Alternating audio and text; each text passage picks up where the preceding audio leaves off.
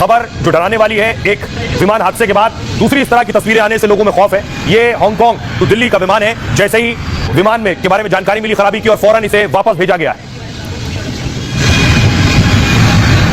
एक के बाद एक कई विमानों में इस तरह की शिकायत मिलने के बाद लोगों में दहशत बढ़ गई। अहमदाबाद के हादसे के बाद यात्रियों में डर बढ़ता जा रहा है। आपको बताऊं, हादसे के बाद हुई कुछ घटनाओं ने इस डर को और बढ़ा दिया है। आज हांगकांग से दिल्ली आ रहे विमान की इमरजेंसी लैंडिंग हुई। एयर इंडिया की फ्लाइट नंबर AI315 को वापस हांगकांग से उतारना पड़ा। बताया जा रहा है कि एयर इंडिया के इस विमान में कुछ तकनीकी खराबी आ गई थी। एयर इंडिया का यह विमान बोइंग ड्रीमलाइनर ही था जो अहमदाबाद में क्रैश हुई थी।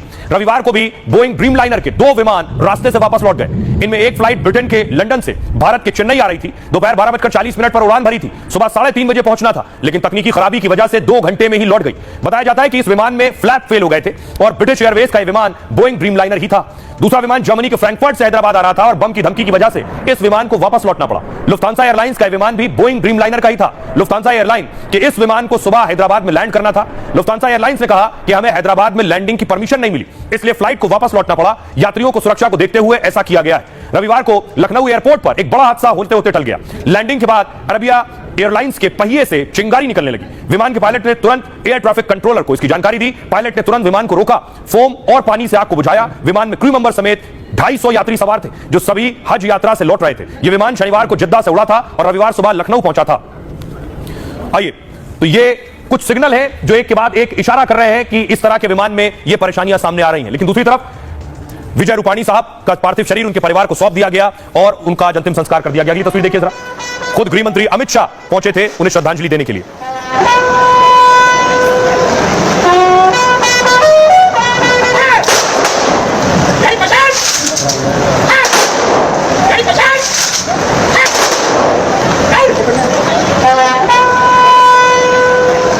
तस्वीर देखिए, गृह मंत्री अमित शाह उससे पहले उनके घर पहुंचे थे। घर पहुंचकर श्रद्धांजलि दी, उनके परिवार के लोगों से भी मिले।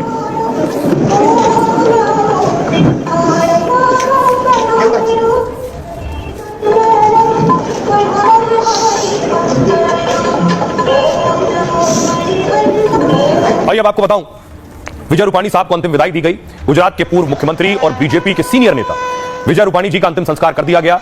विजय रूपाणी साहब का अंतिम संस्कार उनके गृह जिले राजकोट में किया गया। इस मौके पर गृह मंत्री अमित शाह और बड़ी संख्या में लोग मौजूद थे। अंतिम संस्कार से पहले रूपाणी साहब को राजकीय सम्मान दिया गया। गुजरात के पूर्व सीएम विजय रूपाणी को 21 बंदूकों की सलामी दी गई। उनके निधन पर गुजरात सरकार ने राज्य में 1 दिन का राजकीय शोक रखा है।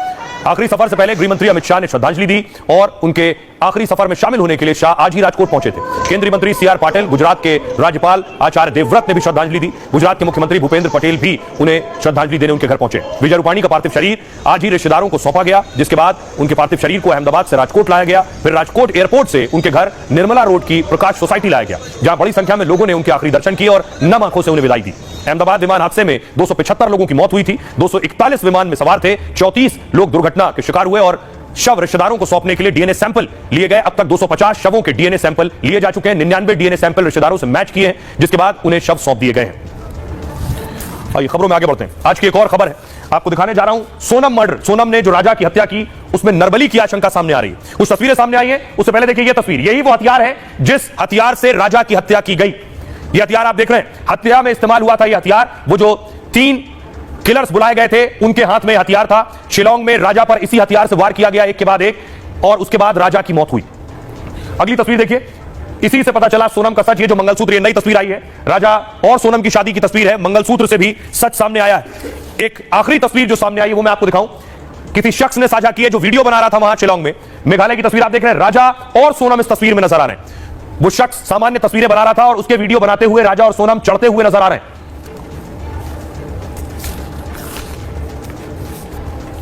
आपको बताऊं, हत्या में इस्तेमाल हथियार मिल गया है, यानी सोनम अभी बहुत कुछ है सच जो छिपा रही है और पुलिस वो सच जानने की कोशिश कर रही है। इंदौर में राजा रघुवंशी का अंतिम संस्कार हो गया। राजा रघुवंशी के घर पर आज 13वीं पर नाते रिश्तेदार जुटे थे। राजा की पत्नी सोनम रघुवंशी का भाई गोविंद भी पहुंचा।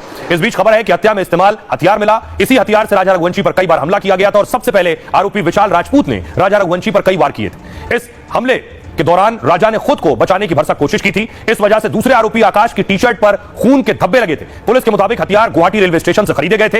रिपब्लिक मीडिया को सोनम का मंगलसूत्र भी मिला है। सोनम ने इस मंगलसूत्र को अपने बैग में छिपा कर रखा था। मंगलसूत्र की वजह से सोनम रघुवंशी का सच सामने आया। बैग में मंगलसूत्र मिलने पर पुलिस को सोनम पर शक हुआ था, क्योंकि नई नवेली दुल्हन कभी मंगलसूत्र गले से नहीं निकालती है। इस बीच एक सनसनीखेज वीडियो भी सामने आया जिसमें राजा रघुवंशी के तीनों हत्यारे भी नजर आ रहे हैं। वीडियो में नजर आ रहा है कि राजा सोनम आगे की तरफ जा रहे हैं जबकि दूसरी ओर से राजा के तीनों हत्यारे ट्रैकिंग करते दिख रहे हैं। ऐसा वीडियो पहली बार सामने आया है। और इस बीच राजा और सोनम का एक और वीडियो सामने आया जिसमें दोनों मेघालय के सोहरा में रूट पर ट्रैकिंग कर रहे हैं और दोनों का यह वीडियो देव सिंह नाम के फोटोग्राफर ने शेयर किया। यह वीडियो मेघालय में सोहरा के डबल डेकर रूट ब्रिज से गुजरने का है। देव सिंह के मुताबिक वीडियो 23 मई को सुबह 9:45 का है। वीडियो संयोगवश अचानक शूट हुआ था जो तफ्तीश में सहायक हो सकता है। इसे शेयर करते हुए देव सिंह ने लिखा, जब मैं वीडियो चेक कर रहा था तो मुझे इंदौर वाले कपल की रिकॉर्डिंग मिली और उस वक्त हम नीचे जा रहे थे, वो कपल ऊपर की ओर आ रहा था। मुझे लगता है कि यह उस कपल का आखिरी रिकॉर्डिंग है क्योंकि सोनम ने वही सफेद शर्ट पहनी थी जो बाद में राजा के पास से मिली थी।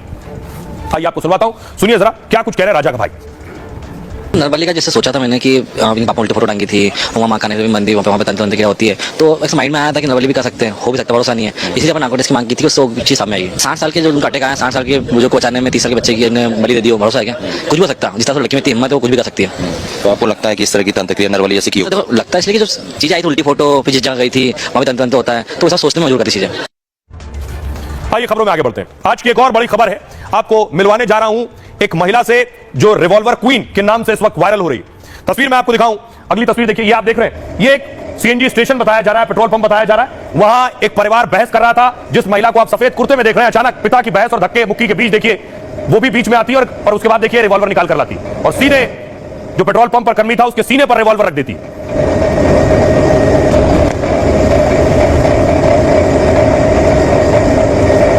आइए आपको बताऊं इस पूरे हंगामे के पीछे वजह क्या है। हरदोई में एक सीएनजी पंप पर उस समय हंगामा मचा जब एक लड़की ने पेट्रोल पंप कर्मचारी के सीने पर रिवॉल्वर तान दी। यह घटना तब हुई जब कर्मचारी ने सुरक्षा कारणों से कार सवार को गाड़ी से उतरने के लिए कहा। यह घटना हरदोई के बिलग्राम के सानी रोड के एक पेट्रोल पंप पर हुई। रविवार शाम एक बलेनो कार सीएनजी भरवाने के लिए पहुंची, पेट्रोल पंप पर रुकी। बलेनो कार में एहसान खां, उनकी पत्नी और उनकी बेटी थी। पेट्रोल पंप के सेल्समैन ने सुरक्षा को ध्यान में रखते हुए सभी को गाड़ी से उतरने के लिए कहा, जिसके बाद पेट्रोल पंप के सेल्समैन और एहसान खान में बहस शुरू हो गई। एहसान खान की पत्नी और बेटी भी वहां पहुंच गए और बहस में शामिल हो गए। बहस इस कदर आगे बढ़ गई कि सेल्समैन ने एहसान को धक्का दे दिया, जिसके बाद उनकी बेटी अरीबा खां भागकर कार के पास पहुंची और गाड़ी से रिवॉल्वर लाकर सेल्समैन के सीने पर सटा दी। अरीबा ने उसे धमकी देते हुए एक डायलॉग भी मारा, कहा इतनी गोली मारूंगी कि घरवाले भी पहचानने से इनकार कर देंगे। लेकिन वहां खड़े लोगों ने बीच बचाव किया, मामला शांत कराया, अरीबा खां को वहां से दूर किया, जिसके बाद एहसान परिवार के साथ वहां से चले गए। सारा वाकया पेट्रोल पंप के सीसीटीवी में कैद हो गया, जिसके बाद एहसान और उनके परिवार की मुश्किलें बढ़ गई। सेल्समैन ने पुलिस में शिकायत की, हरदोई पुलिस ने सीसीटीवी फुटेज को खंगाला, जिसके बाद तीनों के खिलाफ एफआईआर हुई। तीनों पर बीएनएस की धारा 35 के तहत केस दर्ज हुआ। हरदोई पुलिस ने अरीबा खां को रिवॉल्वर भी जब्त कर लिया। अरीबा खां के रिवॉल्वर के साथ 25 जिंदा कारतूस भी जब्त कर लिए गए हैं। सुनिए जरा क्या कुछ कह रहे हैं सीओ इस मामले में। ये थाना बिलग्राम अंतर्गत पसने पेट्रोल पंप की घटना है। दिनांक 15 जून 2025 की शाम को एक परिवार शाहबाद से कानपुर जा रहा था।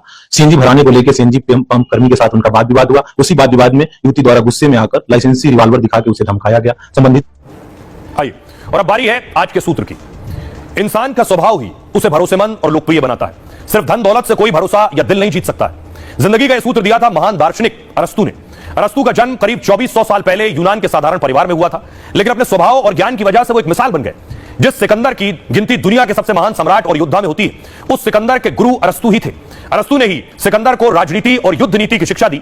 अरस्तू को राजनीति शास्त्र का जनक भी कहा जाता है। अरस्तू को नई नई चीजें और चुनौतियों का सामना करना बहुत अच्छा लगता था। वो अपने आसपास की बदहाली या बुराइयों से भी सीखते रहते थे। अरस्तू का काफी नाम सुनकर एक बार एक दार्शनिक उनसे मिलने आया।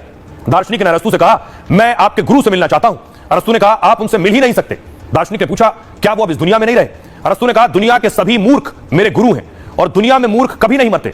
दार्शनिक को लगा कि अरस्तू पागल हो गए, फिर भी बड़ी हिम्मत करके पूछा, लोग ज्ञान की तलाश में रहते हैं और आप मूर्खों की? अरस्तू ने कहा, मैं हर समय सोचता हूं कि कोई शख्स किस बुराई की वजह से मूर्ख बना, फिर मैं खुद के अंदर से वो बुराई दूर करने में लग जाता हूं। इस तरह मूर्खों से अलग अलग बुरे आचरण दूर करने का गुर सीखता हूं। उस दार्शनिक को तुरंत अपनी गलती का एहसास हो गया। अरस्तू ने जिंदगी से लेकर नैतिकता और कामयाबी तक के कई सूत्र दिए, जिनमें से एक है, सीखने की न कोई उम्र होती है और न कोई सीमा। अगर आप सीखना चाहते हैं तो गुरु से ज्यादा आत्मचिंतन की जरूरत है। बहरहाल ये भारत की बात है, मैं इतना ही। आप अपना और अपनों का बहुत बहुत ख्याल रखिए। रुक रहे एक छोटे से ब्रेक के लिए।